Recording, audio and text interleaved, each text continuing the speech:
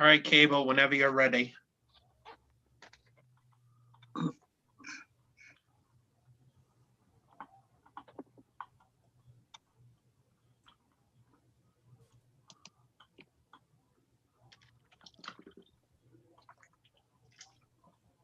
Good evening.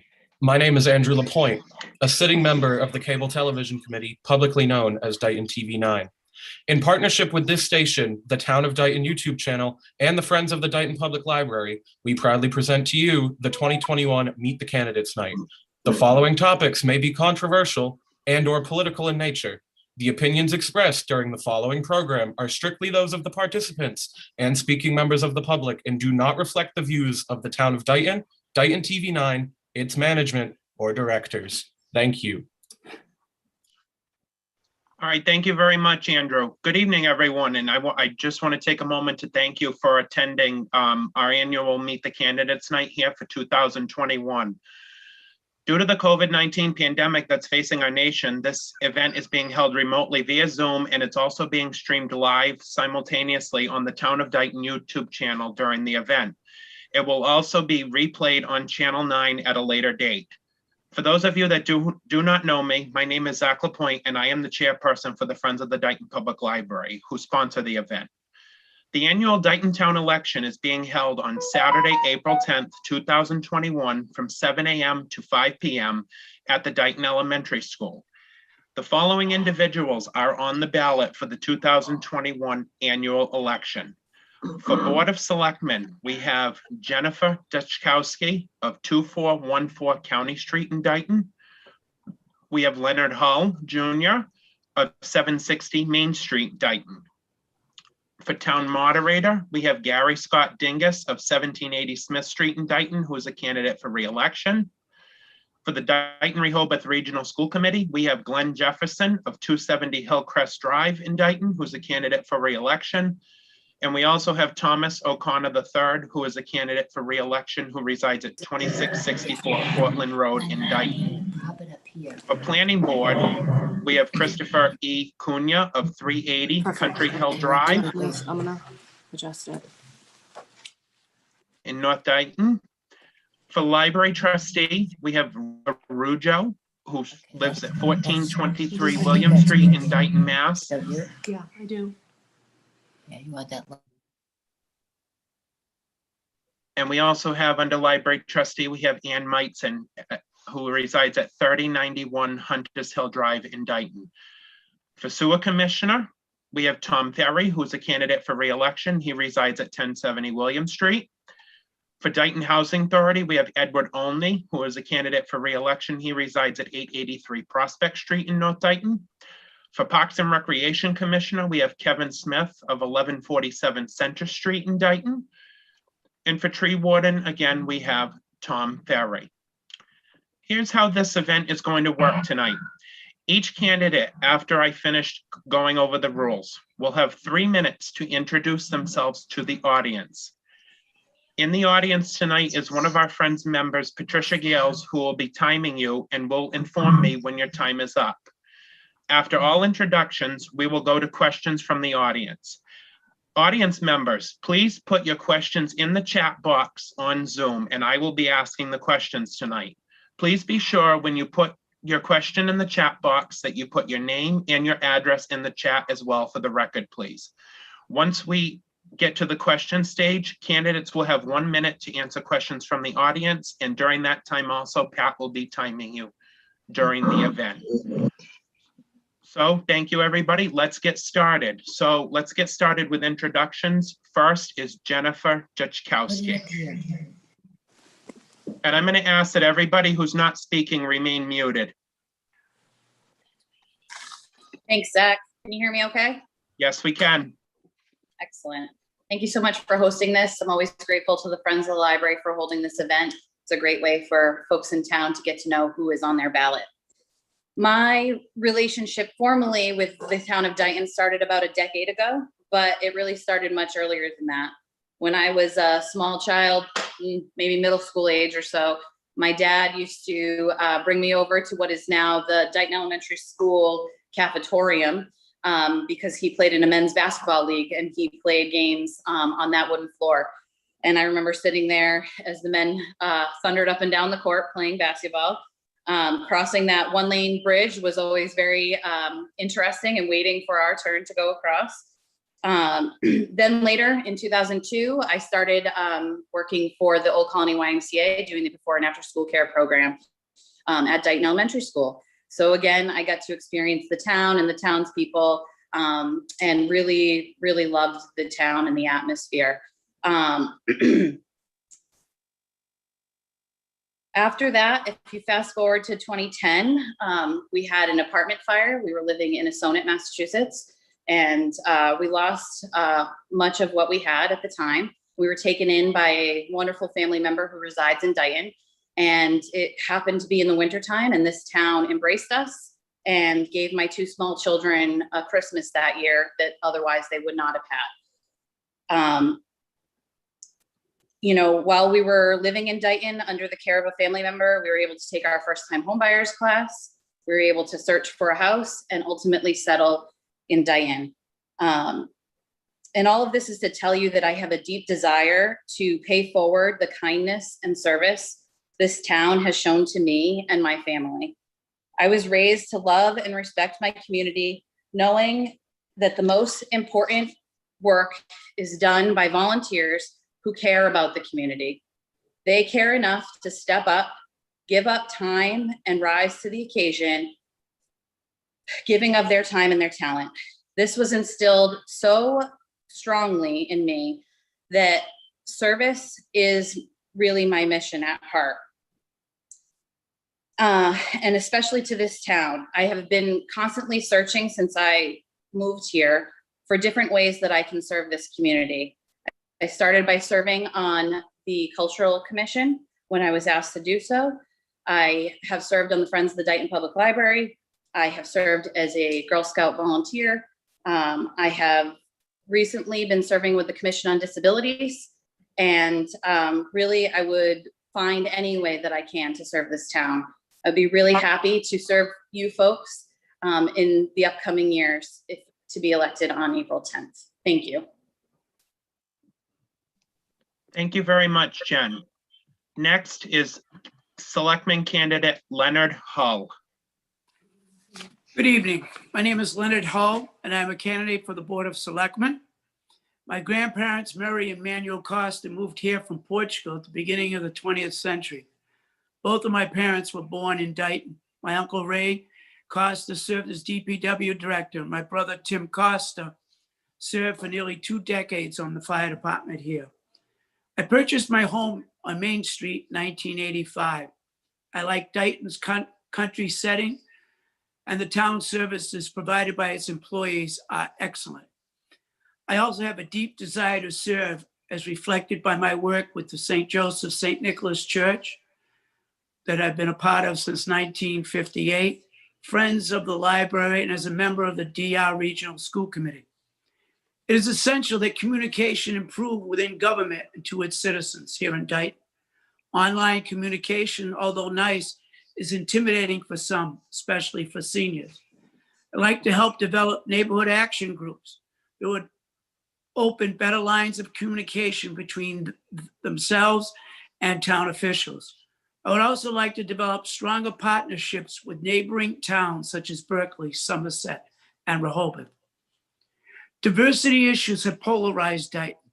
I have a plan that would change the focus away from town hall and place the organizational diversity of a organizational development of a diversity forum in the hands of private citizens and supported possibly by business. Seniors, the time has come for us to focus on more affordable housing for our seniors, which will also help us meet our 40B housing requirement. We need to offer developers incentives to entice them to develop senior housing. I'd like to see the zoning, planning, and building department work together to create this incentive program. There's also a need to increase the senior tax exemption program so that more seniors qualify. For decades, Dighton has reacted to proposed developments instead of been proactive. 40B gives developers a huge negotiating advantage. Open Space Committee, community preservation, ZBA, conservation, planning, and the building department need to create strategies and a master plan for Dighton's future growth. I'd also like to see the implementation of an impact fee to be assessed to all developers for all future housing developments in town. The Main Street Fire Station has both structural and spacing issues. There's a real need to form a focus group to develop recommendations and a timeline for upgrading the station before project costs skyrocket. The key to brighter future for Dighton is to bring people together for the common good. Building partnerships both within Dighton and with our neighboring towns is crucial. And I ask for your support on Election Day, April 10th. Thank you. Thank you very much, Leonard. You're welcome. Next is Gary Scott Dingus, if you're on the call. Good evening, everyone. Thank you very much for hosting this evening. My name is Scott Dingus. That's what everyone knows me by. It's been my pleasure and honor to serve the town of Dighton over the past several years, most recently as the town moderator over the last year. I look forward to continuing my service to the town. It's been my honor and pleasure to learn and grow with this town over my last 11 years living in the town, and I look forward to continuing that. So thank you very much, everyone. Look forward to Election Day and continuing the service. Thank you. Thank you very much, Scott. Next on the ballot under school committee will be Glenn Jefferson. Glenn, if you're on here, if you want to introduce yourself. Yep, you can hear me, Jack, right? Yes, I can. Yep. Hi, everyone. My name is Glenn Jefferson. So I'm obviously seeking re-election again for the school committee. This will be my start of my third term. I've been born and raised here in town, never left. My mother grew up here. My father came from Taunton. So, I went through the school district and all of that fun stuff.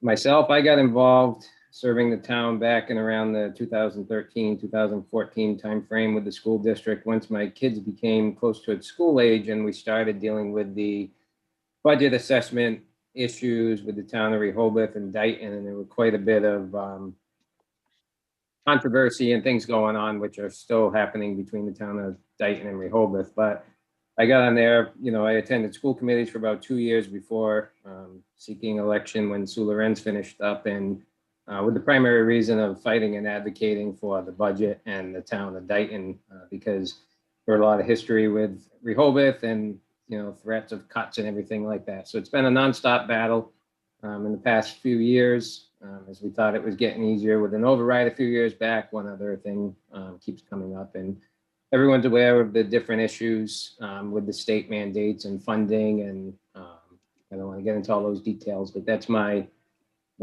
primary objective is, advocate for the kids of the district and,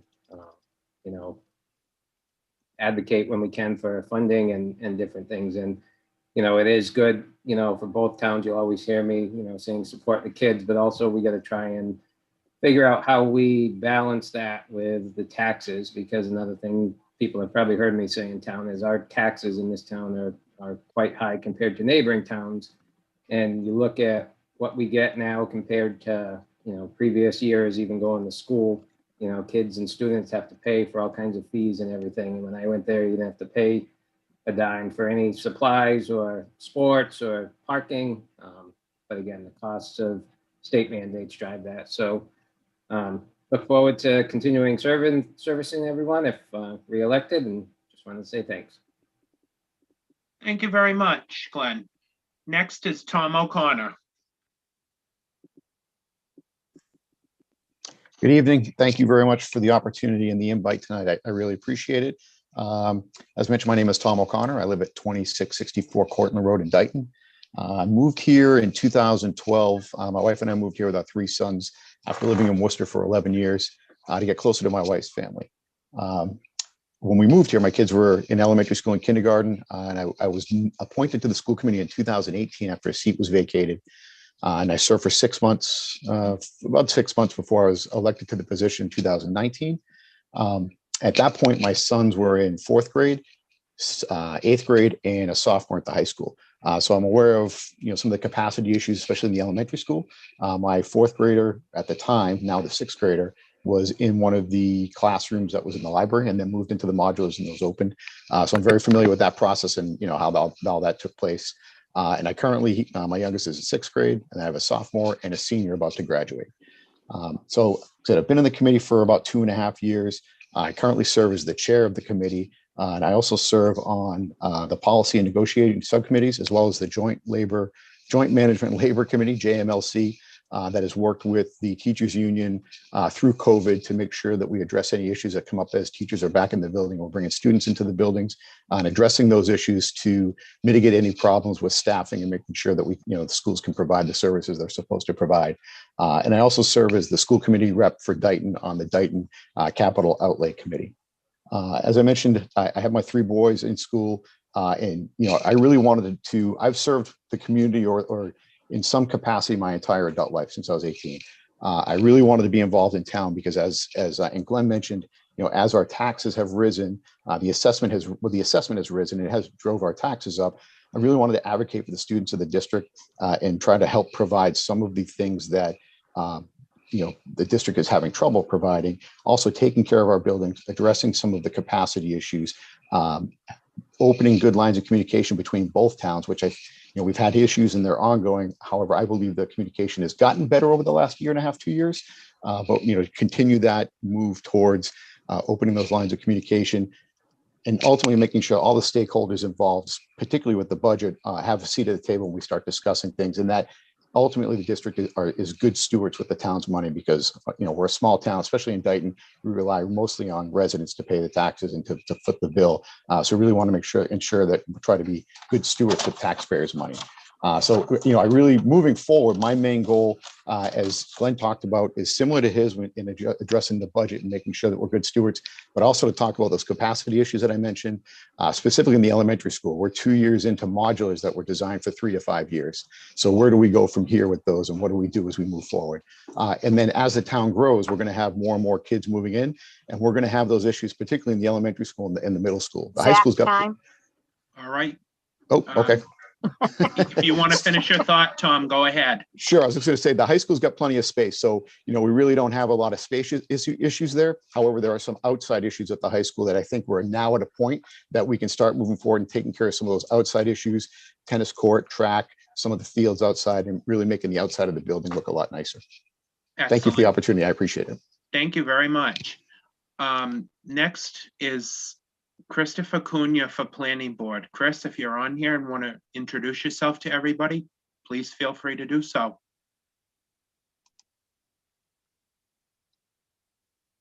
Chris is not on here tonight. Okay. Next, we're going to go to the library trustee candidates now. Next is going to be Rita Arujo.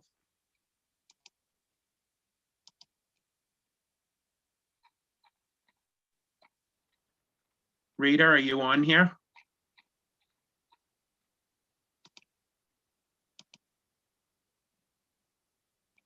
All right, we'll go back to Rita. I saw her on here. We'll go back to her afterwards. Next is Ann Meitzen, and I'm actually Ann is not able to join us tonight because she is home recovering from some major knee surgery. So I wanted to take she sent me a statement that she would like read, and I'm going to take the opportunity for a moment to read it to you. Give me 1 second.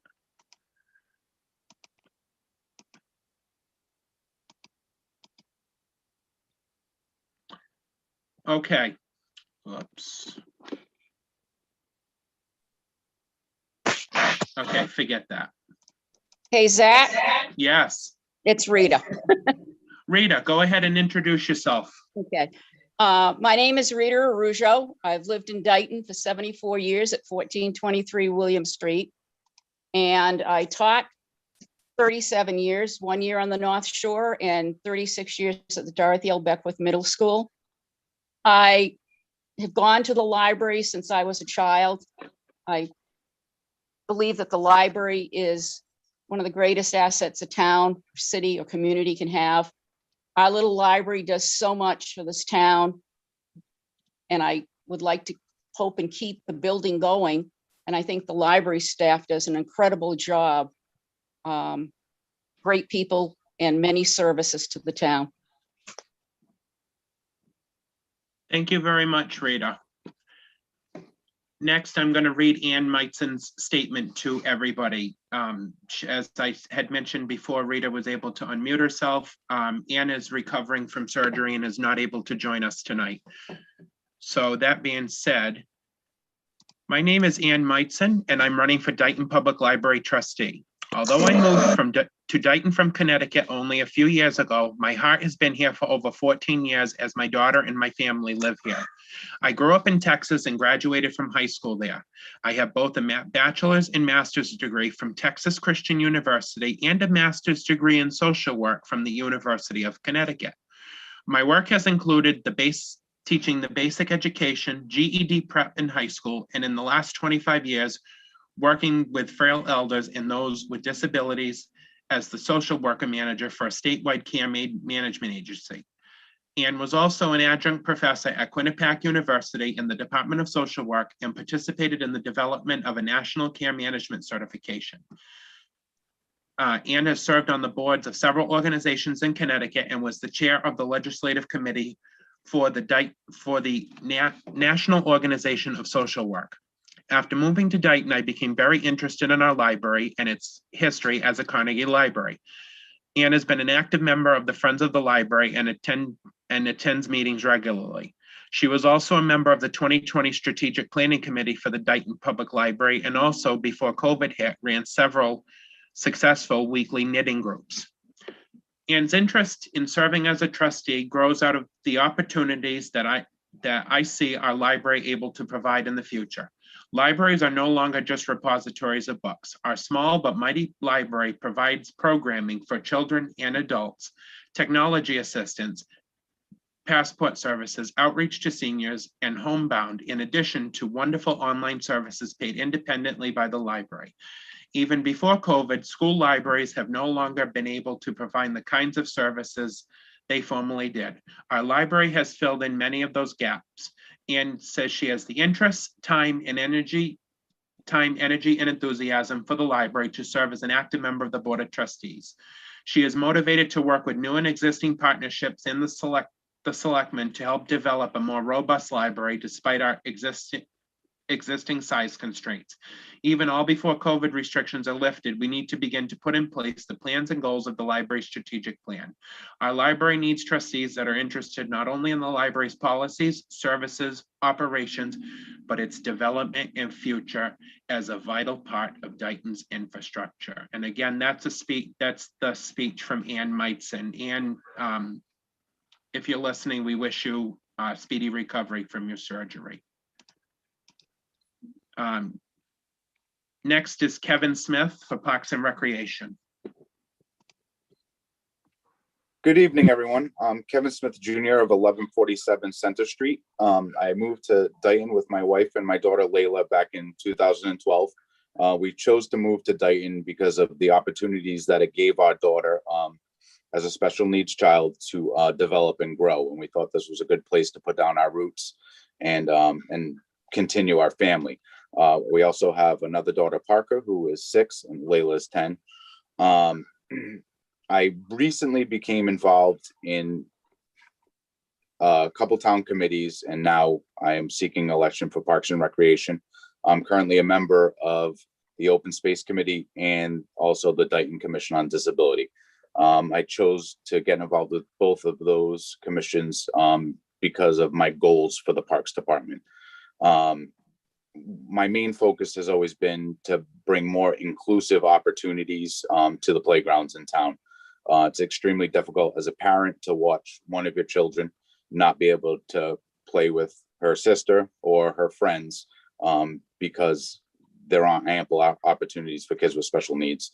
Layla, who is 10, is wheelchair bound, and there are some apparatuses at town facilities that she can play on, but she's extremely secluded in doing so, which, like I said, is kind of painful to watch as a parent.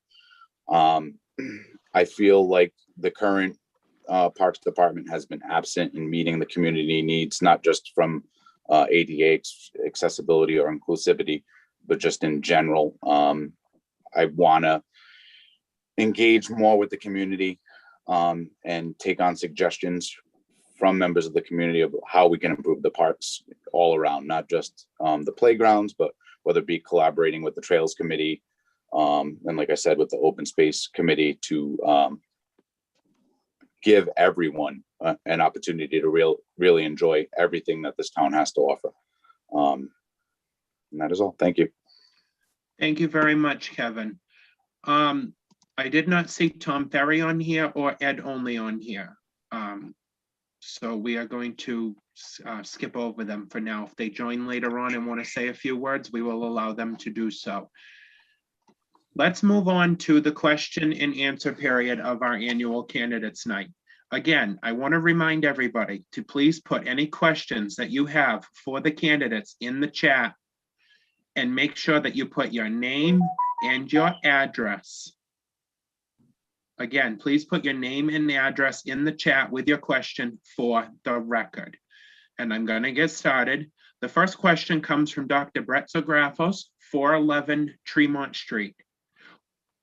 To the selectmen candidates, what boards, committees, commissions have you volunteered on within the last 5 years, and how has that experience prepared you to serve as a select person? Leonard, do you want to go first on this one?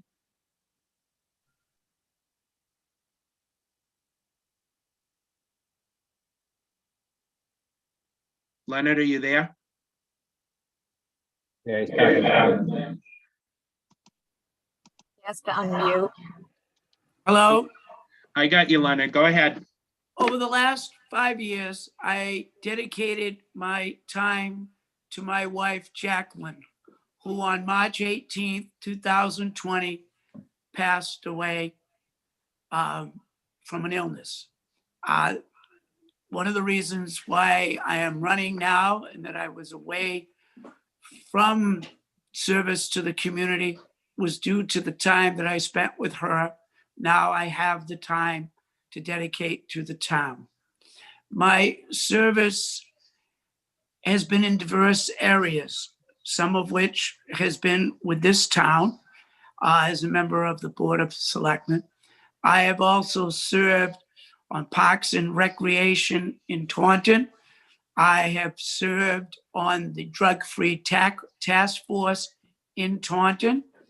I have also worked on the Mayor's Worthy Cause Committee that did work in the recreational area.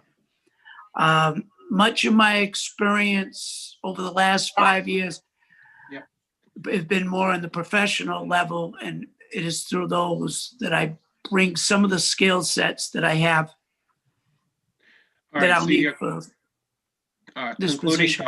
Concluding thoughts? I'm sorry? All right, finish up your thought. Your time is up. Thank you. Thank you. Jen? The same question to you. What boards, committees, and commissions have you volunteered on within the last 5 years, and how has that experience prepared you to serve as a select person?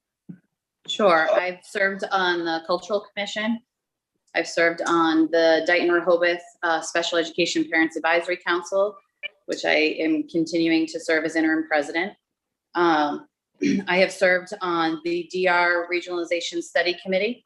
I have served on the Commission for Disabilities.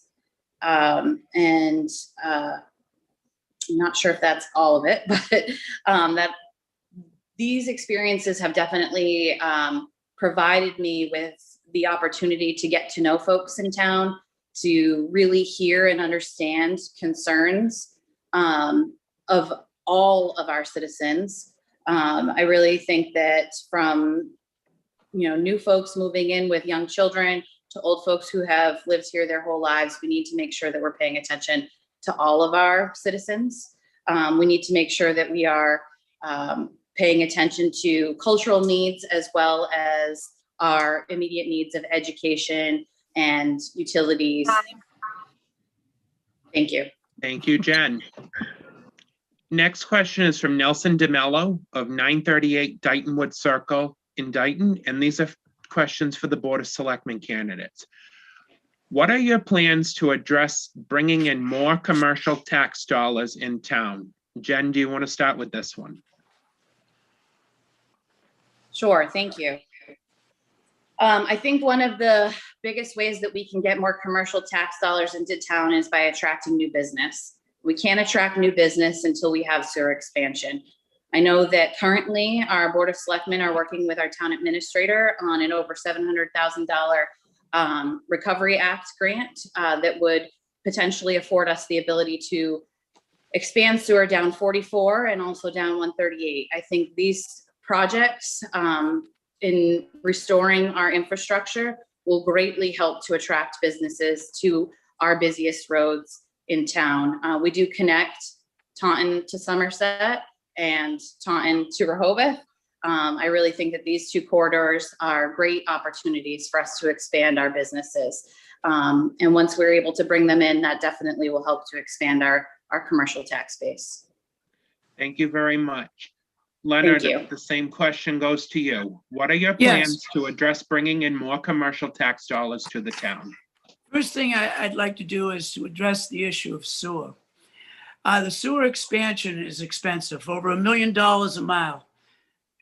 It also can create a financial burden for those who are required to pay a betterment tax or tie into the sewerage. The total project, Pleasant Street and 138, averages over to $20 million. So the idea of running sewer down at this point in time is impractical. The budget grant money that's coming forward is $720,000, which is far from the amount of money to do that. In regards to bringing business into the town, first, it'd be nice if we could revitalize the Business Development Commission with more emphasis on small business growth. I'd also like to take a look at the Route 44. Concluding thoughts, Leonard? Route 44 business overlay and along the waterfront. Thank you. Thank you very much. To the selectmen candidates again from Nelson DeMello at 938 Dighton Wood Circle. What are your plans to address the town growth and impact on schools, emergency personnel, and town services? And Leonard, I'm going to have you start with this. Those are pretty broad question of many areas. In regards to the schools, it comes down to the issue of growth and development, pre-planning instead of reacting. Like to see an increase in house lots to 1 acre, establish developer impact fee, dedicate more land for recreation, and CPC purchase more land for open space. As far as the need to expand the resources, business obviously is going to be very important for that. And also grant writing. We brought in, very fortunate, great deal of money to be used for water, sewer, and broadband expansion most recently. It was explained at the last Board of Selectmen meeting. I have experience in the grant writing field. I have a certificate in grant writing. And I believe those skills will help us bring in additional dollars. Time's up, Leonard. Thank you very much. Jen, same question. What are your plans to address town growth and impact on schools, emergency personnel, and town services? Thank you. I too have much experience in grant writing, especially at the state level. I spent years working for Girl Scouts of Eastern Massachusetts, where I managed an over $1 million completely grant-funded budget to deliver programs in a lot of our urban hubs in Eastern Massachusetts. That experience really has taught me how to work with the state and how to appeal to the state. And one of the ways that we can do that is really by having multifaceted projects that address multifaceted needs. So that means looking at our ADA needs and working with the Mass Office for Disabilities to attract dollars through grant funding there, as well as working with the schools to attract grant funding. We also have the ability to bring in grant funding around our new library and around a an improvement to our fire station. I think, by serving on the DR Building Study Committee, that is one of the ways that I definitely have put my efforts behind planning. I think that we need to continue planning ahead and look at our infrastructure needs in order to be able to support growth in population. Time's up, Jen. Thank you very, very much. Thank you. Next question posed again to the selectmen candidates from Robert Woods, 158 Chase Street. In what ways will you work to ensure you are keeping tabs on the actual will of the voters? Jen, if you want to start with this one, please go ahead.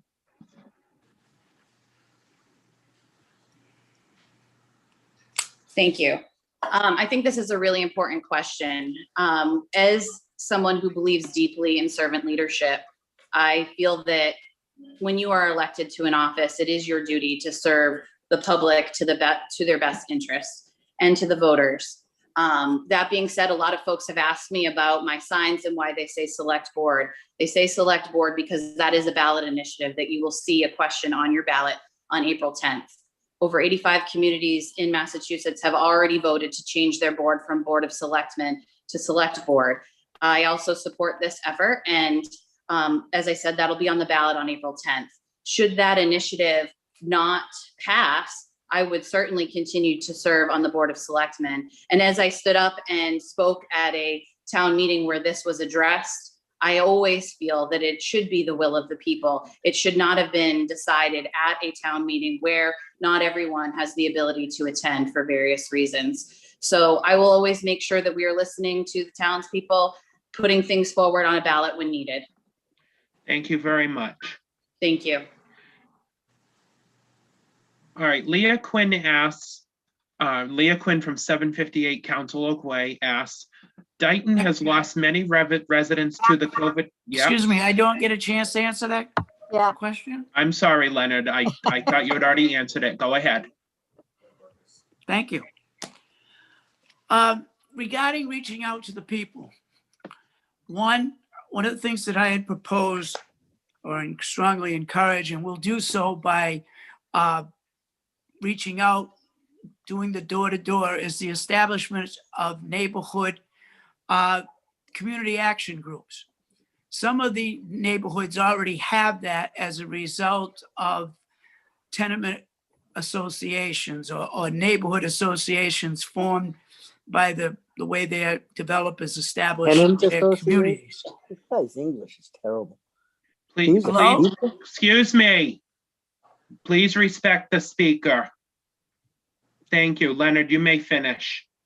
Thank you very much. Doing the grassroots effort, reaching out to people in the community by actually going out and meeting them. Secondly, I talked earlier about communication. Zoom can be difficult for some people. I know myself, I had some trouble tonight getting in. In regards to more town-type meetings would be nice, where just for informational sessions, they could be held. Finish up your thought, Leonard. Those town-type meeting, informal informational meetings could be held at the behind Town Hall in the open field area. Thank you very much. Thank you. Next question comes from Leah Quinn, 758 Council Oak Way. And Leonard, I'm going to start with you on this one. Okay. Dighton has lost many residents to the COVID-19 pandemic. Seeing as both of you have had meet and greets and sign holding events, I would like to know your positions on the mask mandate. Are you both adhering to it, and what you have been doing to spread awareness of the pandemic at your events? Leonard, we'll start with you. You have a minute. Thank you. I respect the science involved with this disease. I have been vaccinated for over a month. I work in the healthcare field. And from June of 2020 to March 2021, I have been tested weekly and now every 2 weeks. I ask supporters to wear masks. I provide masks to those who have forgotten their masks. I also feel that people are responsible for their own actions and must face the consequences of those actions. Although I do support the science and follow the science, I am not the enforcer of the recommendations of the governor, nor do I have a right to act in enforcer. These supporters are adults. They make choices. They have to live with those choices. Thank you. Thank you, Leonard. Jen, the same question is posed to you. Thank you. It has been a difficult year for all. I have continued to consistently wear a mask myself, and at any event that we've had, I've made sure that our attendees are wearing masks. At our most recent meet and greet, we've also provided individual pens for anybody who needed to write anything down, and hand sanitizer to make sure that folks could sanitize as necessary. When I went door to door, I made sure that I stayed 6 feet away from doors before they were opened, and I was wearing a mask the entire time. It's very important that we as citizens make sure that we are doing our due diligence, even as some folks are getting vaccinated. Not everyone is vaccinated yet. And our children go to school every single day and wear their masks all day long. We can set an example as adults in town as well and wear masks whether we're holding signs or we're at a Cub Scout graduation. It is necessary to make sure that we are keeping our neighbors safe. Thank you. Next question is asked from Glenn Jefferson, 270 Hillcrest Drive. To the Board of Selectmen candidates, what are your opinions on a 5-member Board of Selectmen versus a 3-member? And Jen, I'm going to start with you on this one. Well, I think that's an interesting question. I am mostly of the opinion that more opinions at the table lead to better results. Although we've seen that this can be a struggle sometimes. A case in point would be the school committee with 10 members, 5 from each town. It can be really difficult to get through conversation and discussion. Meetings last a really long time. I would not be opposed to the idea of a 5-member board. I'd like to see it explored a little bit more, and especially as our town population is growing, I think having additional members and additional thoughts at the table would be beneficial. Thank you. Thank you. Leonard, you have the same question. Thank you. This being my first run at the Board of Selectmen and having quite a background in politics since 1972, I see that there is a big need to increase the size of the board to 5. One of the things that the way the terms are currently staggered is that it almost ensures that incumbents will get reelected. It also creates the possibility of a political machine being formed where one person can try to persuade a large following to vote a certain way. And we only have one candidate up for re-election. It makes it very difficult to have a diversity in choices. Thank you very much, Leonard. Next is a question from Jason Quinn, 758 Council Oak Way. With the water district being in short supply of water and having a deteriorating infrastructure, how would you work with the water department, understanding that they are separate entities, in bringing in funding to upgrade the infrastructure and to find the water? And Leonard, I'm going to start with you on this question. First and foremost, it's very important to understand that the water district is a separate entity from the Board of Selectmen. With that in mind, it is very important that there is a spirit of cooperation between both groups. One of the things that most recently happened was the receiving of a $785,000 grant. And with that grant, the money came over on the Board of Selectmen side. So there's definitely a need for both groups to work together for the common good of all the people. That grant would go a long way to helping the water district acquire new water rights, well development. It also allowed the district to upgrade its treatment plant necessary to process enough water to meet the greater demand brought on by housing development. Also, going along with that, developing stronger ties or partnerships with Somerset, Dighton, and Berkeley is something that both the Water District and the Board of Selectmen could, working together, help to enhance. Thank you. Thank you. Thank you very much. Jen, You're the welcome. same question is posed to you. Thank you. I think the biggest part of cooperation is communication and showing up. I attended a recent water district meeting where I learned a lot from the folks who know it best. Those are the folks who are doing the work every day at the water district. There is a great need for improvement of the infrastructure. And they're currently undertaking a study that will not only show where the needs are, but also how much each of these improvements will cost and what that will translate to in terms of a rate hike for members of the district. I think that as a member of the Board of Selectmen, when elected, I will, definitely want to continue to keep open the lines of communication and make sure that there is no blockage in the way of making these improvements once they've been decided by the Water District. Thank you. Next question to the selectmen candidates is from Bob Henrique, 2144 Pleasant Street. What financial budgeting experience do you bring to the board? And Jen, I'm going to start with you on this one. Sure. As I mentioned earlier, I was the director of Girl Program and Partnerships at Girl Scouts of Eastern Massachusetts, where I was solely responsible for an over $1 million budget annually for delivering program in all of our urban centers in Eastern Massachusetts. That experience taught me a lot about handling budgets, especially at the state level where you have to account for where every dollar is spent. I currently work as a financial analyst for an insurtech out of San Francisco.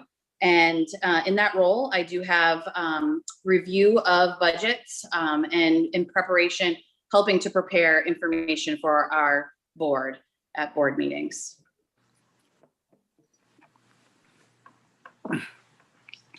Thank you very much. Sorry, I was muted. Leonard, the same question goes to you. What financial budgeting experience do you bring to the board?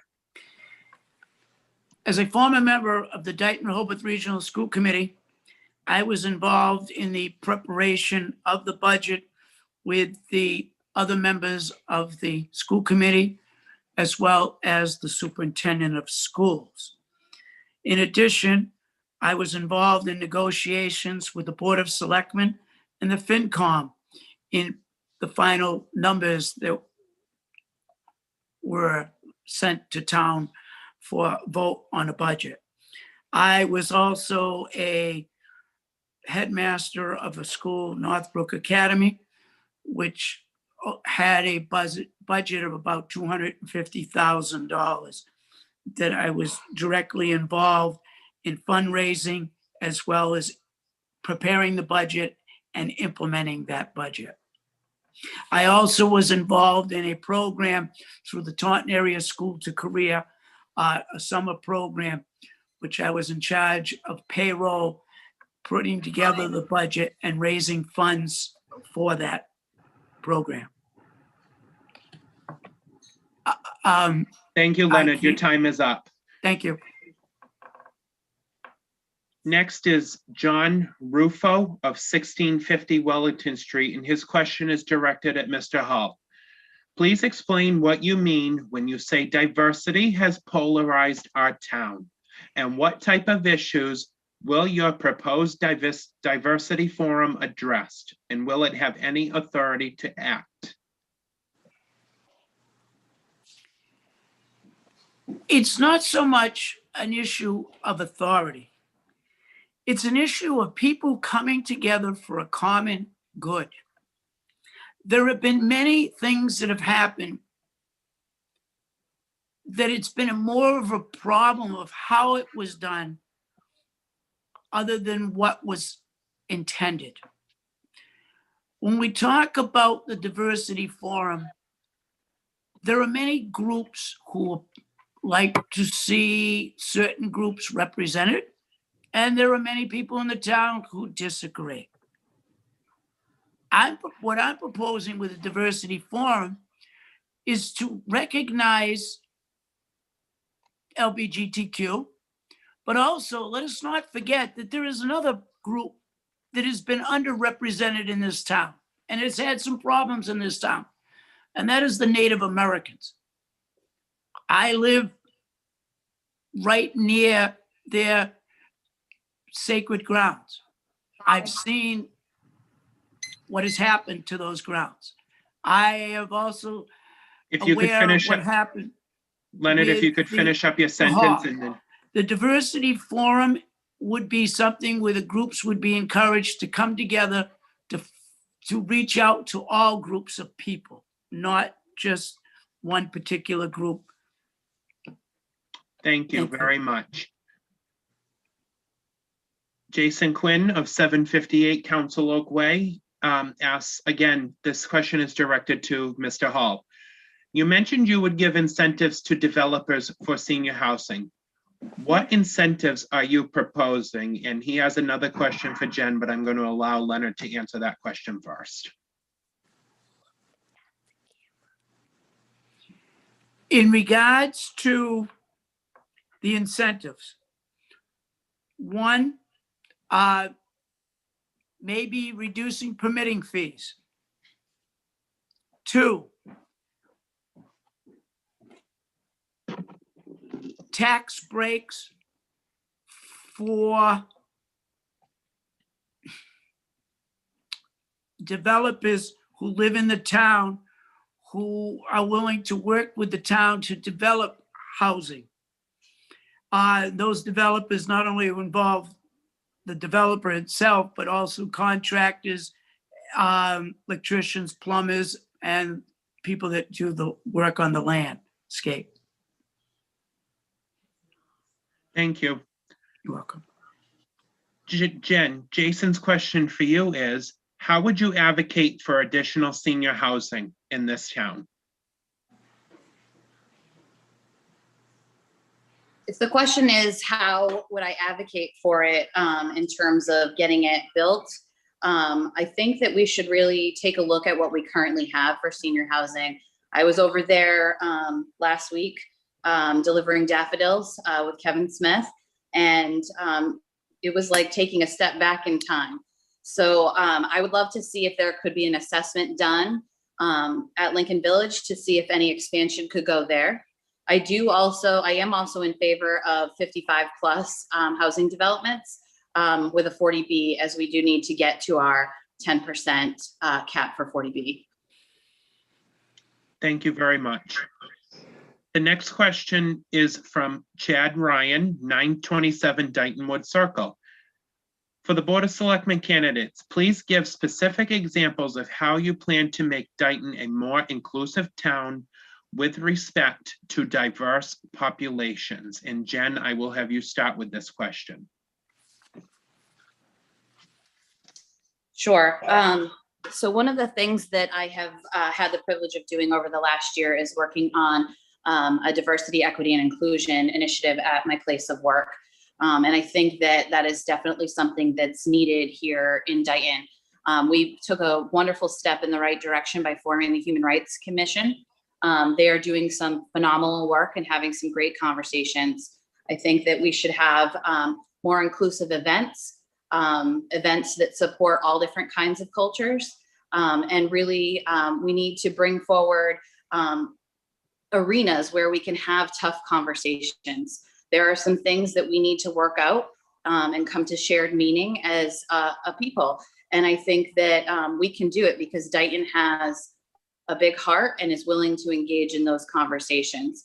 And our Human Rights Commission is definitely the place to start with that. And I'd love to see some events, especially where we can have youth come together around some education and some initiatives engaging with one another. Thank you very much. Leonard, the same question goes to you. And the question was, please give specific examples of how you plan to make Dighton a more inclusive town with respect to diverse populations. One, I would like to see more emphasis on cultural events. There are many different groups in the town that have unique traits that need to be celebrated. We've mentioned a couple already, LGBTQ, Native Americans. The Portuguese also have a significant heritage here in the town. And I'm sure, women's groups as well could celebrate their diversity. March is Women's History Month. And once the pandemic ends, more activities would also help with educating people. I earlier mentioned about the diversity forum, that these groups would come to the table and work together to create ideas how they can expand their individual needs, but also how they can work together to help each other. All right, your time is up. Thank you very much. Leah Quinn from 758 Council Oak Way actually has a question for the school committee members. Has the school committee formed a school building study committee yet? Based on the information received from the NASDAQ study in 2018, we will be at capacity at the Dighton Elementary and Dighton Middle Schools in the incoming year of 2021-2022. Any advice you can give on this issue would be great. And Tom O'Connor, I'm going to start with you. Sure. Thank you for the question. So we do have a school committee or building advisory committee with the school committee. And it did start working, was working on looking at capacity issues. And then, we got into COVID, started looking at COVID, and there were some meetings that were, I don't want to say they're consistent, but there were some meetings that were happening. And then with COVID kicking off, that took somewhat of a backseat. Unfortunately, I hate to, just to be completely honest with you, it took a little bit of a backseat. There were some meetings. So there was a period of time over the summer where, a good chunk of the school committee was meeting 3 or 4 times a week at night, trying to get plans in place to pick up this incoming school year. We did have a discussion a meeting or two ago, maybe 3 meetings, probably 2 meetings ago about we need to set a meeting back up for that committee and move forward. And that's why I mentioned capacity issues earlier when I spoke, because we do need to get that committee back together and start looking at some of those issues. Thank you very much, Tom. Glenn, do you have anything further to add to this?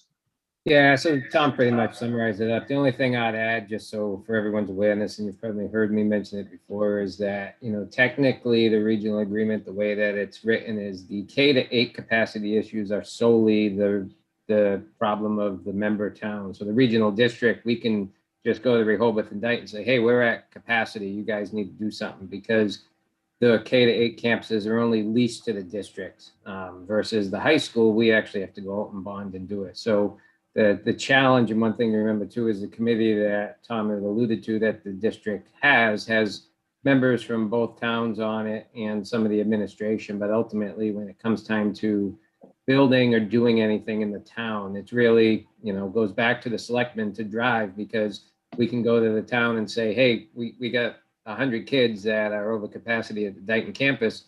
We need a place to do, that's why Dighton stepped up and, funded the trailers a few years back, because we were at such capacity. So, but yeah, it's in progress, but as Tom alluded, the last year has kind of delayed things with COVID and everything, so.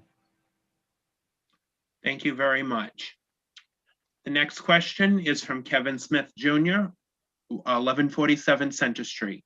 And this question is directed towards Mr. Hull.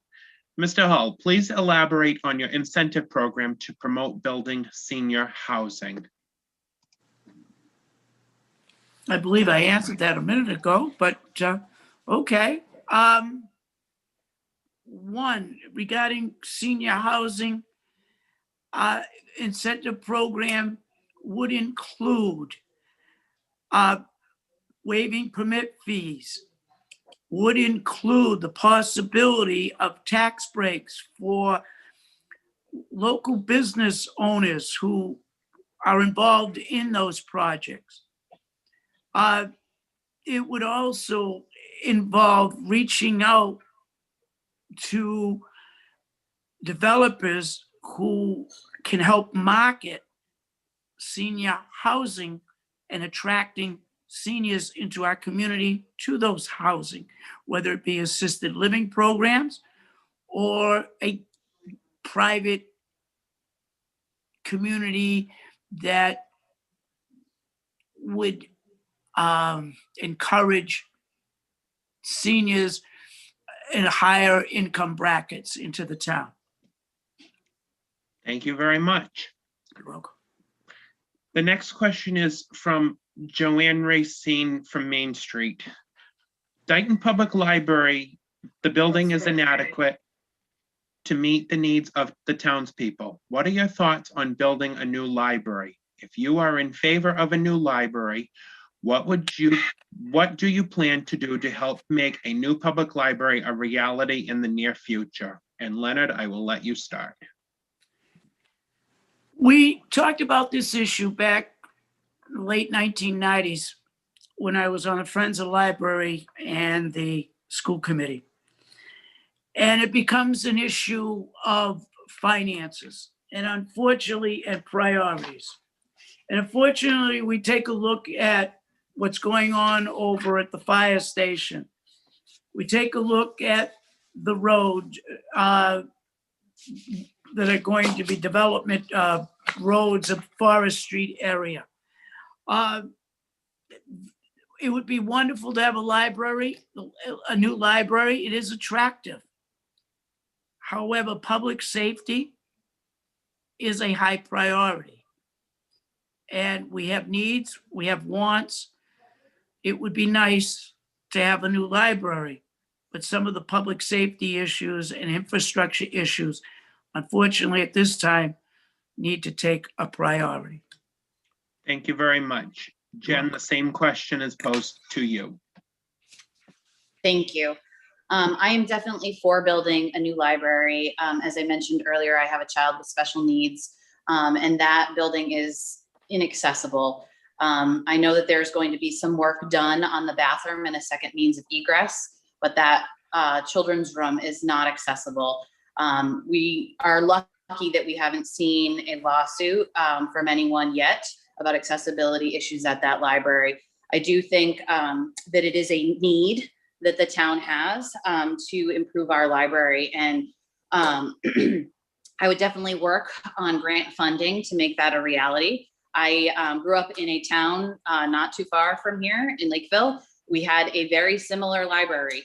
And we were able to go forth and build a beautiful, accessible library for many different purposes. We have there was a history room built there, youth library, etc. I am a big supporter of our fire department, and I do think public safety is a high need. I clearly have experienced a fire myself in my life, but I think it's a false choice to say we have to choose between the library and the fire station.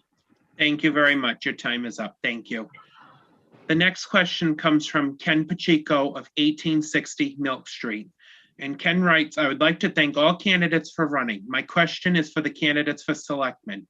Annual and special town meetings are so important for the residents of Dighton to provide the direction of town government.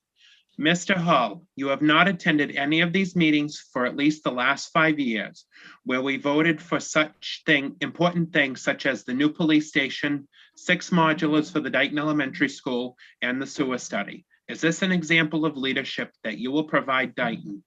Mrs.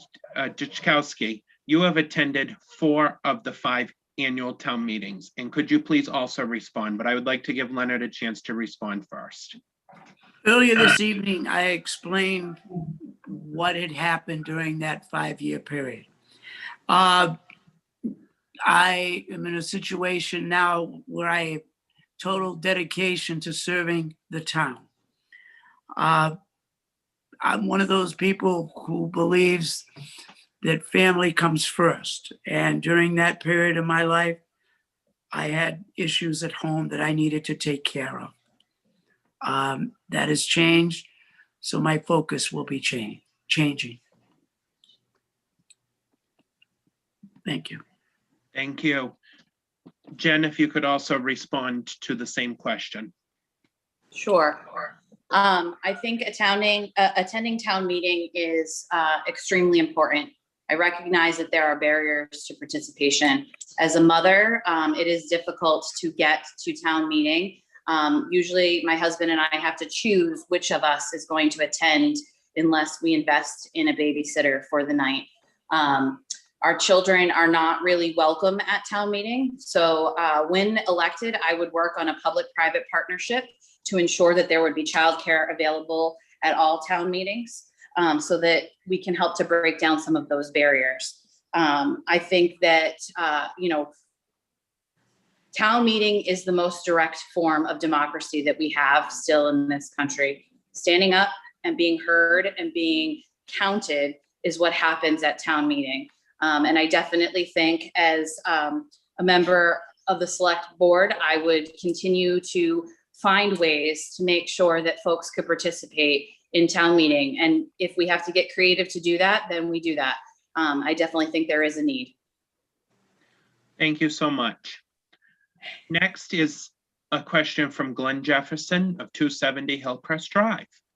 To the Board of Selectmen candidates, Rehoboth continues to talk about deregionalization and pulling out their K-8 with a non-binding article for the upcoming warrant. Even if passed, the state would have to approve it. The question to each of you would be, how would you react to that and what are your thoughts? Pulling out the K-8 dissolves the entire district and it doesn't automatically form a new 9 to 12 district. What would your stance be? Should Dighton stay as an independent district? Should Dighton approach a neighboring town to consider forming a new K through 12 district? And Jen, I will start with you on this, please. Sure, this is a great question. It's one that I've spent a lot of time thinking about. Deregionalization would bring with it many different consequences, not the least of which is that our entire sub-separate population for special education is housed at Beckwith Middle School in Rehoboth right now. So should Rehoboth pull out of the regional agreement and deregionalize, we would have to address that space need. There's not a facility at our middle school to support students with those needs. So we would be facing out of district placements, and that would come at a huge cost to our town. So I would be in favor of looking at alternative regionalization options with neighboring towns who have similar interests. Thank you. Leonard, the same question is posed to you. I truly believe that when all is said and done, that the Department of Elementary and Secondary Education will rule the same way as they did when Berkeley and Somerset were attempting to separate. And I honestly believe that we will need to work out our differences between Rehoboth and Dighton through better communication.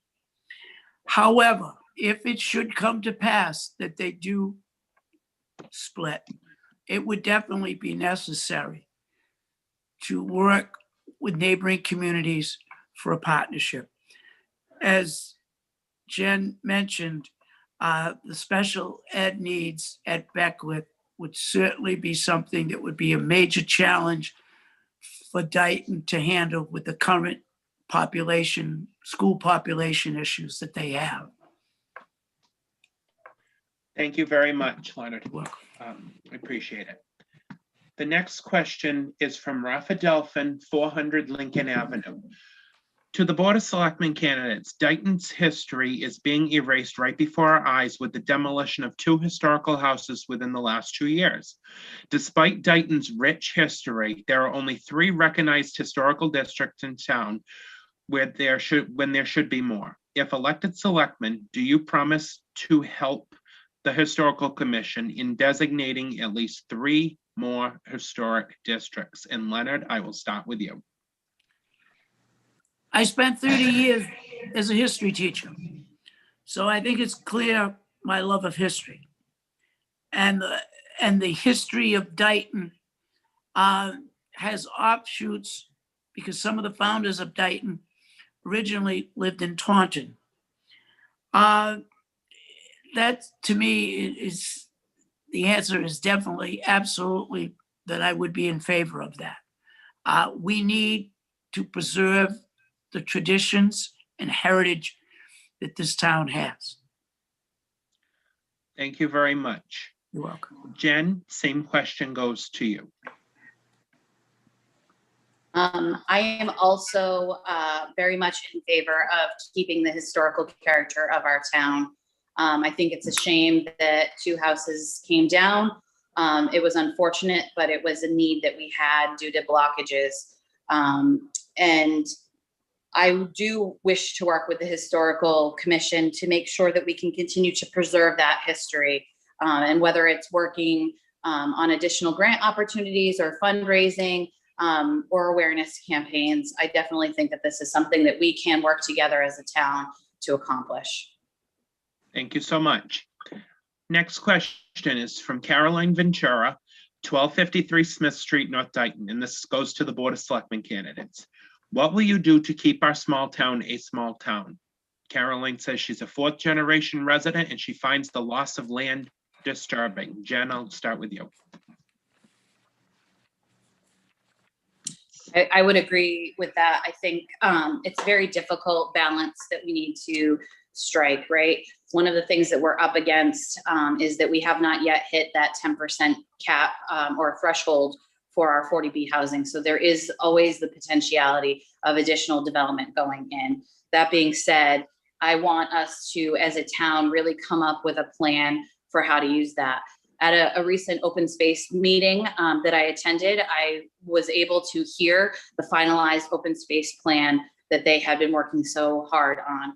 I think that we have so many wonderful natural resources in Dighton that we need to protect and be careful of. But that being said, we do have development needs as well, and we do have some growth that's going to happen. What we can do, though, is to plan for that growth and make sure that it is done in areas where it can be accomplished with minimal impact to the environment. I think keeping Dighton a small town in terms of keeping our speed limits down is really necessary as well. Thank you very much, Jen. The next question is from. Oh, you're gonna let Lenny answer that? Oh, Lenny, Excuse me, sorry. sir? Lenny, Thank I'm you. sorry. Go ahead. The strategies to control growth, increase house lots to 1 acre, establish developer impact fee, dedicate more land for recreation, work with the Conservation Commission and Commissioner to enforce conservation laws, dedicate more time and energy to development of the Riverway as a recreational area. And going along with that, also dedicating more land to parks and recreation in town. Asking CPC to purchase more land and review current building and zoning codes with emphasis on controlling growth and combining, preserving the integrity of the community by the major groups that are involved in decision-making of planning, to keep in mind the right to remain a farming and agrarian community is the goal of many people in this town. Thank you very much. Thank you. Next question is from Taylor Dodenhoff, and I apologize if I mispronounced your name, from 441 Forest Street. What will you do to address the current issue of Forest Hills Estates? This issue is a major concern for Dighton residents. And Lenny, you can go first. First and foremost, very important to understand that the Board of Selectmen is not the decision maker on this issue. It is the planning board. We can advocate, and that I plan on doing. There is a need for people to continue, when I say people, the voters and citizens of Dighton, to continue advocating, persuading, talking to the members of the planning board to insist upon to them that negotiations must be tough, they must be fair, but they also must be done in such a way that we don't end up in court and spending hundreds of thousands of dollars in legal fees. When you have a development such as Forest Hills, when the developer comes to the table, it's late in the game and you're at a disadvantage. And now it's pretty clear that some type of project is going to go in there. The key Leonard, is, finish up your thought. Your Okay. time is up. the key is going to be how we can reduce the size of that so it's fair to the developer and fair to the people that get impacted by that negotiations. Thank you very much. You're welcome. Jen, the same question goes to you. I think first and foremost, as a voting public, we deserve to see the impact studies that have been done. The impact studies, to the best of my knowledge, were performed in 2008, which was a long time ago in terms of our town and in terms of what's already happened for growth in our town. While I don't think that we can block the entire development from coming in, I do think that there are many different steps that we can take to make sure that we work with the developer to keep the number of lots that are developed smaller. 135 homes would result in a huge influx to our population and taxing of our infrastructure. So there are some steps that we can take as a public right now. One of them is to sign the petition. Another is to reach out to folks who are living in that area who want to be active, get involved in conversations and show up at meetings, ask the right questions and get some answers. Thank you very much. Thank you. Before we continue, I need to address one thing, and I'm a little disturbed by the fact that I have to address this. I'm going down the chat and I'm finding a lot of disrespect going on in the chat between residents on the call. I would like to, at this point, put everybody on warning that if you cannot be respectful in the chat, you will be removed from the call. I will ask cable to remove you. And furthermore, I have a comment on here that I have skipped a couple of questions. I have not. Some of your questions have already been answered. So please continue to be respectful and civilized and allow the questions to be answered by the candidates. And I don't want to have to repeat this again. Thank you. Next question is from Glenn Jefferson. If the town received the grant and our town is serviced by 3 water districts, why should it be used for just the Dighton Water District? And Jen, I'll let you start.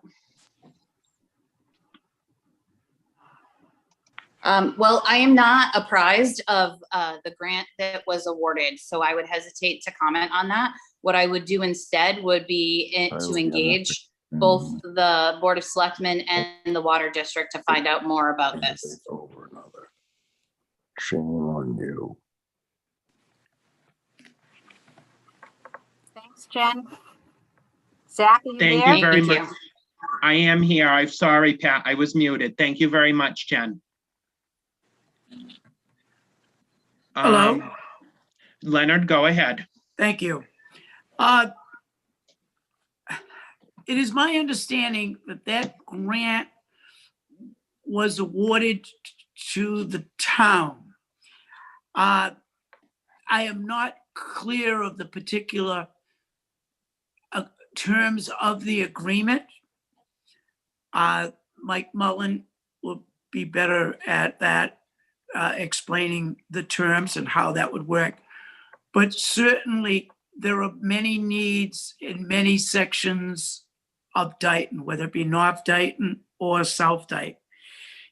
That grant included broadband services, which really, because of the lack of competition with Comcast, isn't really an issue. Water and sewer are.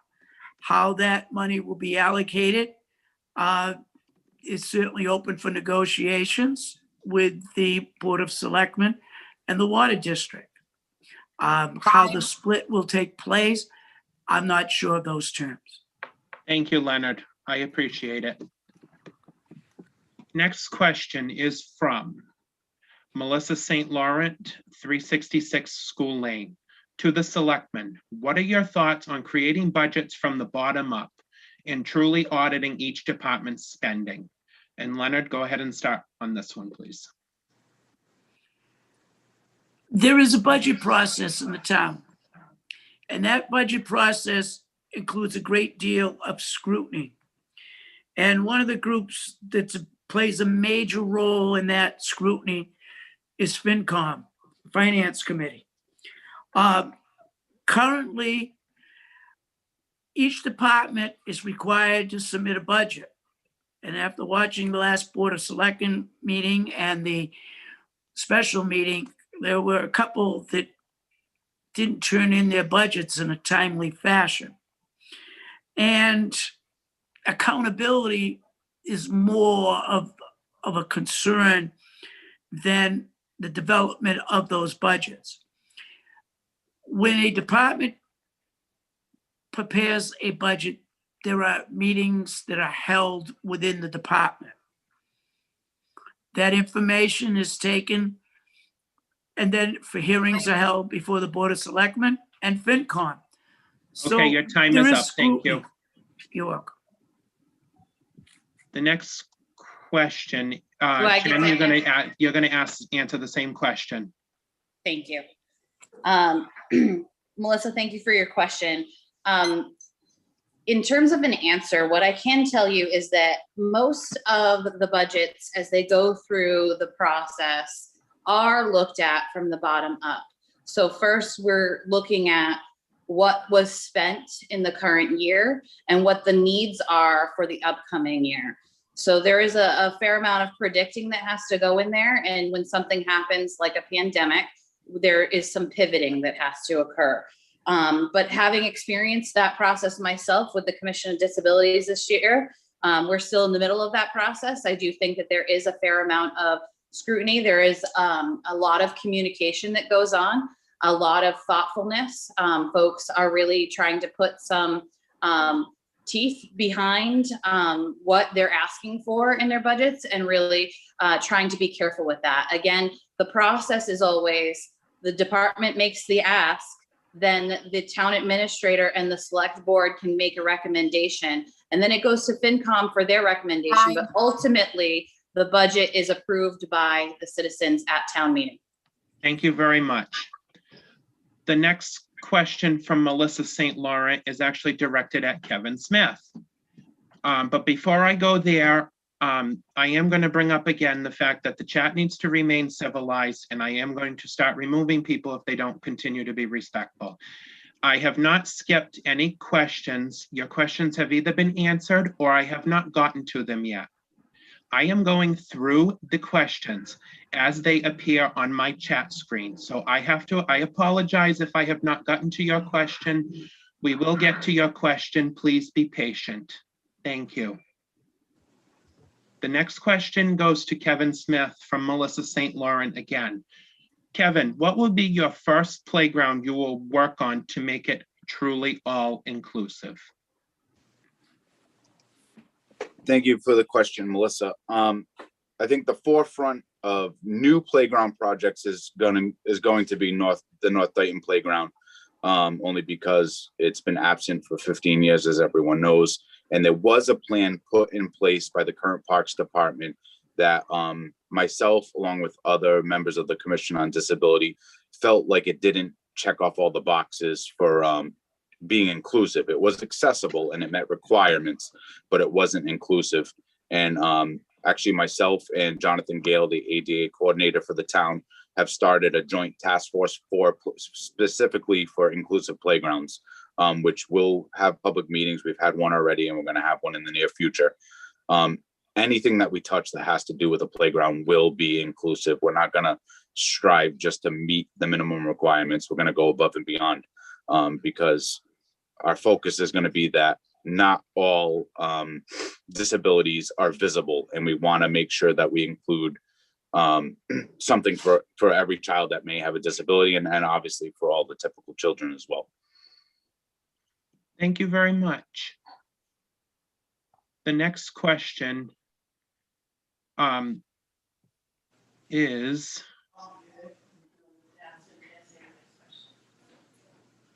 I apologize. I'm going through a bunch of comments that are not questions. It's from Casey Betancourt, 1763 Wellington Street. If the existing sewer system has not brought in any new business, why would expansion help to bring business? And Jen, why don't you start on this one?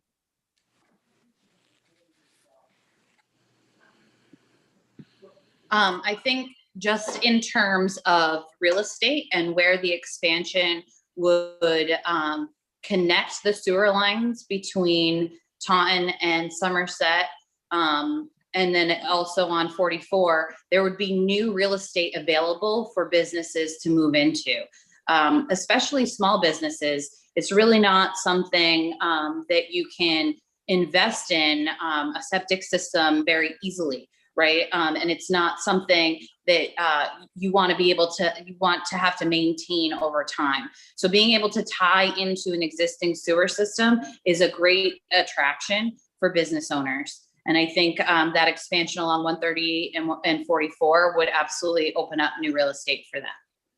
Thank you. Leonard, Thank you. same question. Leonard, the same question is posed to you. Go ahead. I totally agree that sewer expansion would be attractive for new businesses.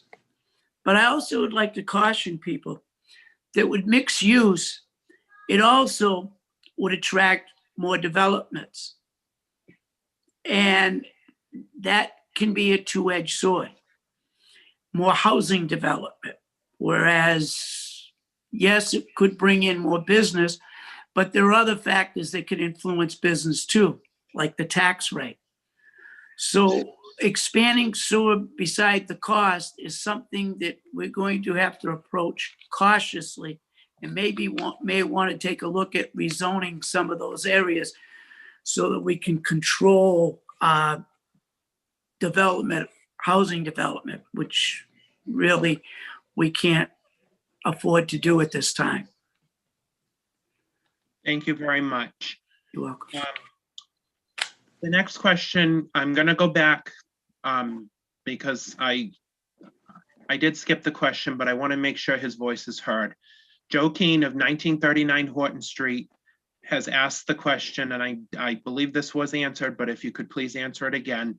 What is the select board? And Lenny, if you want to answer that, and I'll let Jen answer it also, please. Okay. Dighton traditionally has been part of a heritage that is New England.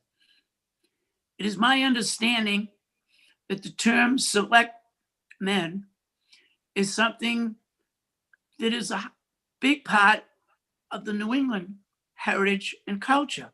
It's not just the Dighton term. It is something that is prevalent throughout New England. Ultimately, this issue comes down to the will of the people. The world is not going to change if we go from selectmen to select board. And there are bigger issues, more important issues that need to come to the table than whether we're called select board or selectmen. Personally, I like to keep the tradition as it is. Select men. But my world is not going to end if it becomes select board. Thank you, Thank Lenny. Your time is up. Thank you very much. Jen, if you can answer the same question. Sure. Having spent 18 years of my life working with youth, I know the importance of representation. And for our young women in town, and other folks who identify neither as male or female, to have representation in the form of a non-gender specific term like select board would be meaningful. 85 other communities in the state of Massachusetts have already made the change, including most recently the town of Middleborough, who also has a fair history, just like the town of Dighton. And the change of the name from Board of Selectmen to Select Board has been a symbolic gesture to all of its citizens, and a gesture that will carry into the future. This again is up to the will of the people. It is on the ballot for April 10th. And again, I will continue to serve the community no matter what the community has decided, but it is time that we stand up for all of our citizens and make sure that they are represented. Thank you. The next question is from Robert Perry, 1531 Stanzione Drive, to the selectmen candidates. What is your position on implementing impact fees on developers? I understand this falls under the planning board. However, I would like your views. And Jen, go ahead and start on this one, please.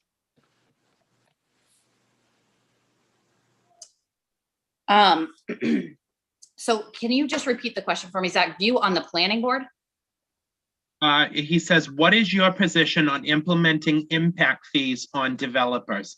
I understand this falls under the planning board. However, I would like your views on it. I am not opposed to impact fees on developers. I definitely think that that's something that our planning board would need to look into. I think that there are lots of ways that the planning board can negotiate with our developers in terms of implementing different things that can be a benefit to the entire town. Impact fees might be only one of those avenues. Thank you. Lenny, you're up. Thank you. First of all, that would require a bylaw change. As a result, that would be something that the people of the town would be voting on. It wouldn't be just the planning board decision. I am truly in favor of that. A formula would be created. It would take into consideration the expense incurred by schools, public safety, DPW. That would be put into a formula times the number of houses that would bring in additional monies to the community. It wouldn't be a tax.